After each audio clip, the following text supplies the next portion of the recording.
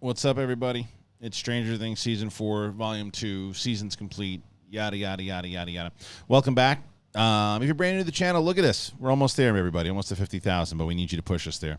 If you're doing a search, want to see people talking about Stranger Things, we do that. We're going to be doing The Boys. I'm almost caught up with The Boys all the way through. So I should be caught up by the time the finale drops on Friday. So check me out there. Thor coming up, tons of it. Let's get into the season. I already covered Volume 1, and you can check it. I'll put the iCard right there where you can check out the Volume 1 spoiler review.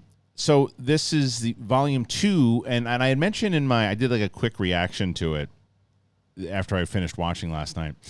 And what I had said was I like that the way that Stranger Things put out their season, they didn't wait a long time to do it. They put Volume 2 out a month later after the first volume dropped. And I said what I thought was different, what a lot of other shows didn't do, is the way that they put it out was they did this massive, like, 2-hour and 30-minute episode for the final one.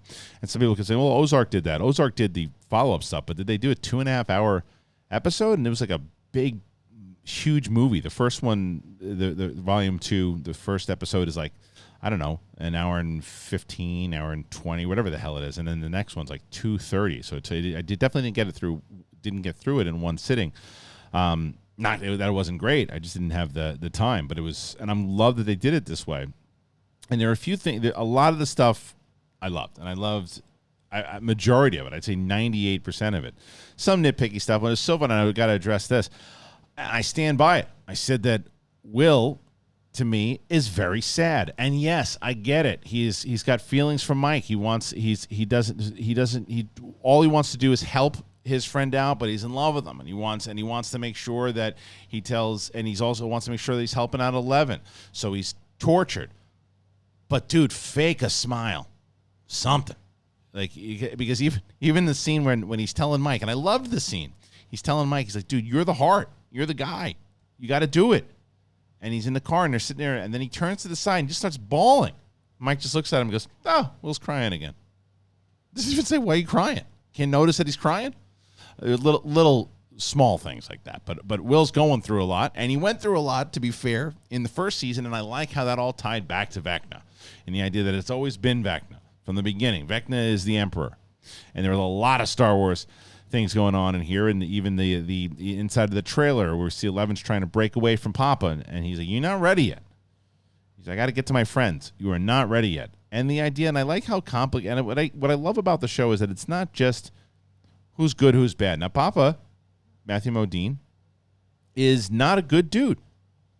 But when he says, I was doing everything for you and everything to protect you, I believe that that's exactly what he thought he was doing.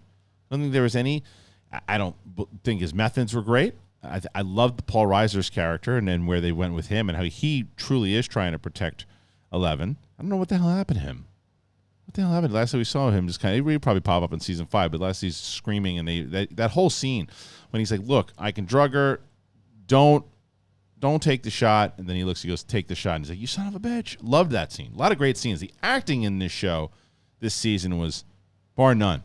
I mean, and I saw, and a few people, my buddy Phil, who commented on on the reaction, and a few people, and I think Dan Merle said this as well, and who doesn't love the great Dan Merle? But I disagree with both him and Phil, where I don't know if Dan still feels this way. I haven't seen his latest review on this, but that the kids are distant, and they like them more like when they're together the whole time. See, I like them all apart. I thought it had more of an impact, especially at the end when the crew of Eddie and Dustin and Steve, and they're all running at the house in the Upside Down, and then on the other side of that, you got 11 and the whole crew trying at the pizza place, and we'll get how silly that was in a second, but that they're all there for a moment, and then you've got Mike and Will and everybody driving through, and then obviously Hopper and the whole crew out in Russia. So it all was relevant to ultimately what happened at the end, and I thought that played really well. I love the stuff that was going on in Russia. I love the idea that they also addressed the fact that Hopper now is in that, he's in that Hellboy shape, man. So they had to they brought attention to it, which I thought was a very sweet moment at the end when he's finally reunited. And I like that he wasn't reunited with Eleven until the very end. I thought that was great.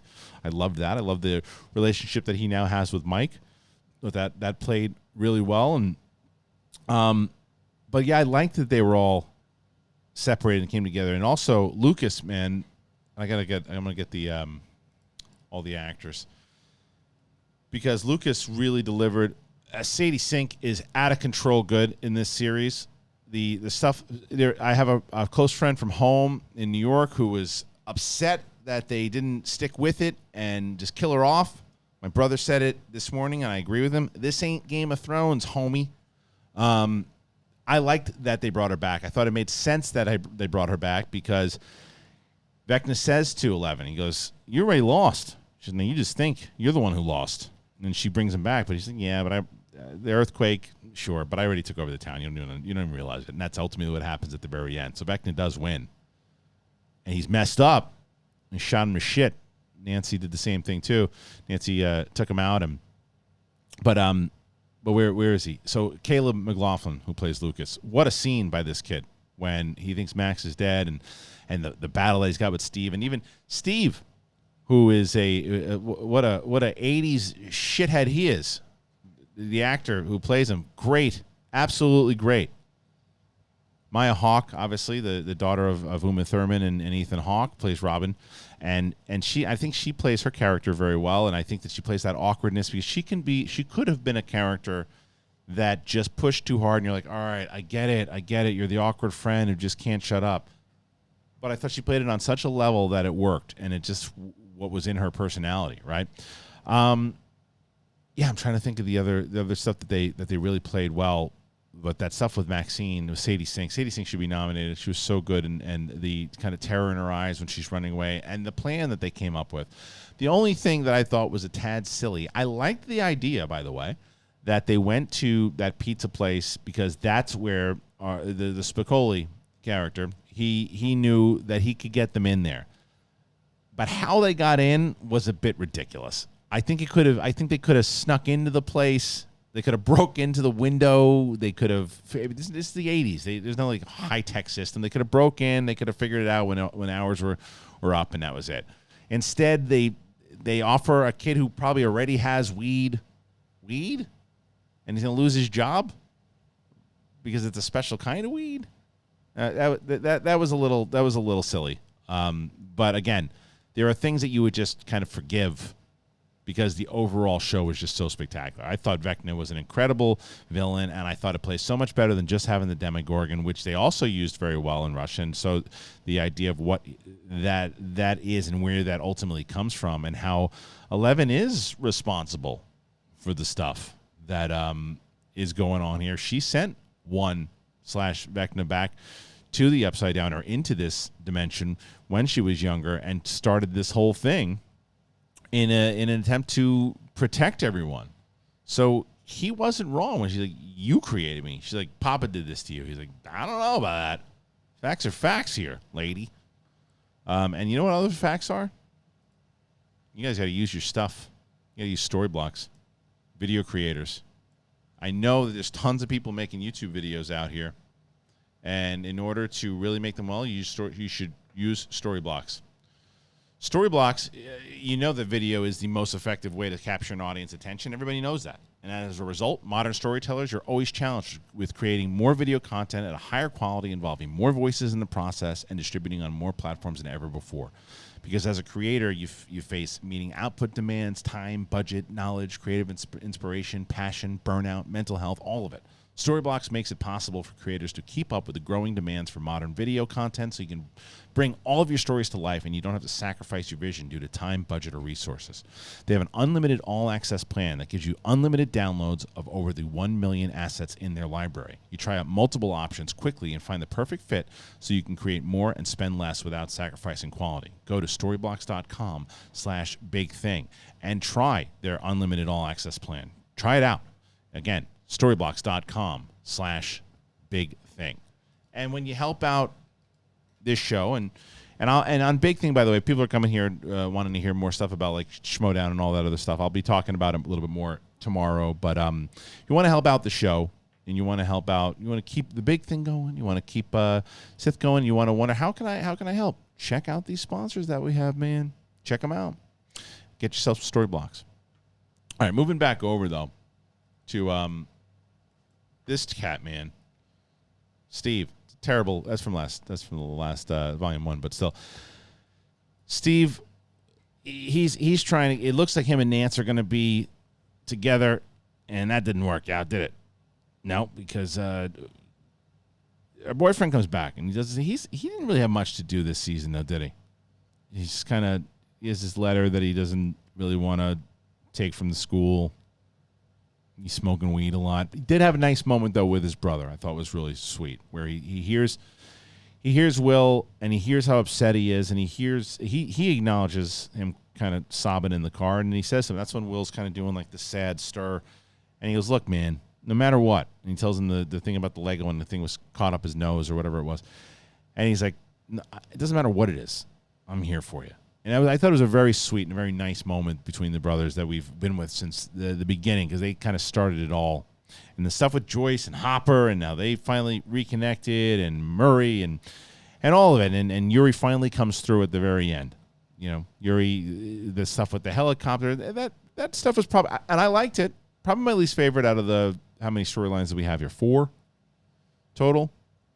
Probably my least favorite out of the 4, but still liked it. And I liked the idea, the fact that they had to kind of, each thing made sense, or each thing kind of played into what was going down in the actual series itself.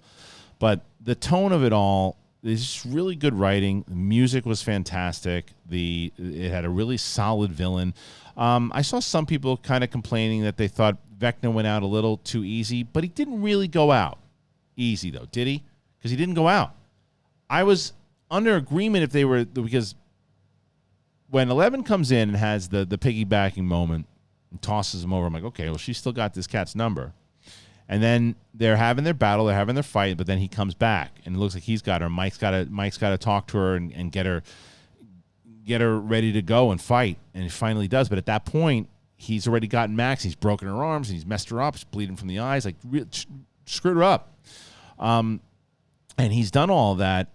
But then she just kind of wrecks him again. And you're like, oh, okay. Well, and then when they set him on fire and shoot him with a shotgun, you're like, well, that was kind of easy. But as he said, you didn't really win. And I think season 5 is going to prove it's going to be like he's going to get even stronger. Which brings me also to the fact that in the other side adventure, which is inside of the Upside Down also, was stuff with Dustin and Eddie. And Eddie became a character that we just fell in love with, right? And Eddie started off, to me, I'm like, oh, he's just kind of a cartoon character. And then he turned out to be one of my favorite characters, maybe in the whole series.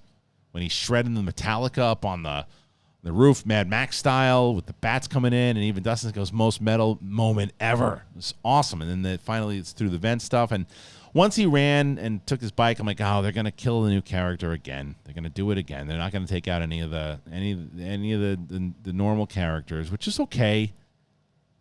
And maybe someone else could have eaten it. And the fact that they, I understand why they had to bring back Max, because it's the foolery. It's the foolery where you think, oh, they beat him. There's the big earthquake, and then once she brought him back, it's over, and things are good now. And we find out the big reveal at the end. It's like, he can go anywhere. He's ready. He's ready to take over. But by bringing Max back, it played into that. So I thought Max had to come back from the way that they played that. And then shit, man, when was it Steve? Not Steve. Did I say that before? Steve, I was wrong with Steve. I might have probably corrected me with that. Not Steve the douche. I said Steve before, but I didn't mean Steve. I meant the 80s douche, not Steve. Was the blonde-haired douche who's great. The hell's his name? Shoot. So, yeah, I'm sure you've already corrected me in the comments. Whatever the guy's name was, who was the basketball douche, and he gets cut in half. Nobody was sad about that. But, and again, talking about another great moment, when Dustin is at the end with the uncle, and Eddie's uncle is like that. We don't have much to talk about. My nephew's innocent, man. He's like, I know he is. I was there, and he died a hero, man. And I like that they didn't play this whole thing where there's this like unnecessary, big, drawn-out conversation between the two of them. It was just an acceptance by the uncle going, okay, I believe you, kid. Thank you for that. I needed it. And my nephew's really gone, and I buy it. Jonathan is the brother, by the way.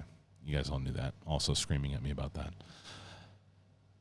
But I think the big issue is that we got to wait 2 or 3 years before they're going to bring back the series. Usually, how long this takes. But then again, who knows? Because I think the pandemic set a lot of stuff back. But I loved this series this year. I mean, I wasn't expecting. I mean, I think that when I talked about it in general, I said I was looking forward to it. I think I might place this over the first season by just a little. I got to go back and revisit the first season. I haven't watched it in a while. Again, I was talking to my brother, and he was and he said that he went back and watched season 1, and it's just as good as you remember. So I don't know, but I think I would place 4. It might be recency bias. I don't know, but I would place 4 at the top with number 1 right behind it. I liked season 3. Some people didn't like 3. I liked 3, and then I put 2 as the last.